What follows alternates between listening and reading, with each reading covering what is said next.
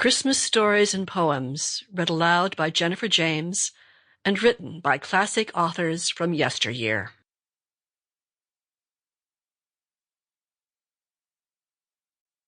Some of the greatest poems and stories ever written about Christmas are read aloud in this audiobook. You'll find the immortal Gift of the Magi and 'Twas the Night Before Christmas. The Owl and the Pussycat, though strictly speaking not a Christmas poem, is here as it embodies the fun and high spirits that is characteristic of the season. As a tribute to the brave men and women of the American Armed Forces, we have included poems written during wartime. Longfellow's Christmas Bells were written during the Civil War. 2 poems about World War I are here. Noel, Christmas Eve, 1913 by Robert Bridges, and the Joyce Kilmer poem, Wartime Christmas. Kilmer was a soldier who died in World War I. In addition, we have a true story about George Washington and the Battle of Trenton, which was fought on Christmas night, 1776. Yes, you will find many old friends in these readings. There are works by Dickens, E. Cummings, and L. M. Montgomery, and a very special offering, an editorial in a newspaper answering the question, is there a Santa Claus? In the words of Ayn Rand, the charming aspect of Christmas is the fact that it expresses goodwill in a cheerful, happy, benevolent, and non-sacrificial way. Wishing you all the cheerfulness, benevolence, and happiness this holiday season may bring you, and for many seasons to come. Many thanks to Brad Reardon for his reading of 'Twas the Night Before Christmas, and to my friends Michael Rosen, John Keel, and Christina Penza for helping to make this CD possible.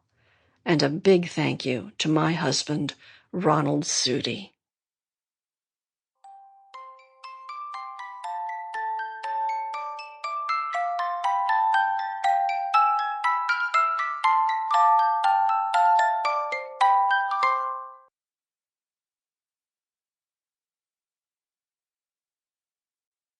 The Gift of the Magi by O. Henry. $1.87. That was all.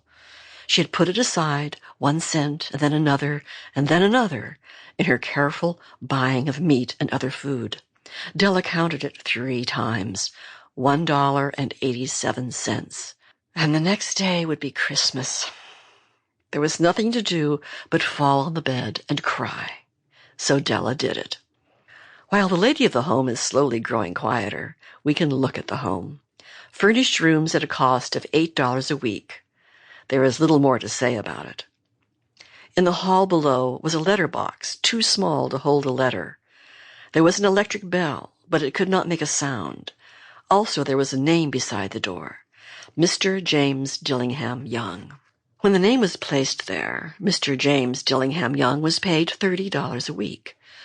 Now, when he was only paid $20 a week, the name seemed too long and important. It should perhaps have been Mr. James D. Young. But when Mr. James Dillingham Young entered the furnished rooms, his name became very short indeed. Mrs. James Dillingham Young put her arms warmly about him and called him Jim.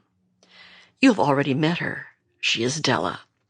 Della finished her crying and cleaned the marks of it from her face. She stood by the window and looked out with no interest. Tomorrow would be Christmas Day, and she had only $1.87 with which to buy Jim a gift. She had put aside as much as she could for months, with this result. $20 a week is not much. Everything had cost more than she had expected. It always happened like that. Only $1.87 to buy a gift for Jim. Her Jim. She had had many happy hours planning something nice for him, something nearly good enough, something almost worth the honor of belonging to Jim. There was a looking-glass between the windows of the room. Perhaps you have seen the kind of looking-glass that is placed in $8 furnished rooms. It was very narrow. A person could see only a little of himself at a time. However, if he was very thin and moved very quickly, he might be able to get a good view of himself. Della, being quite thin, had mastered this art. Suddenly she turned from the window and stood before the glass. Her eyes were shining brightly, but her face had lost its color. Sample complete. Ready to continue?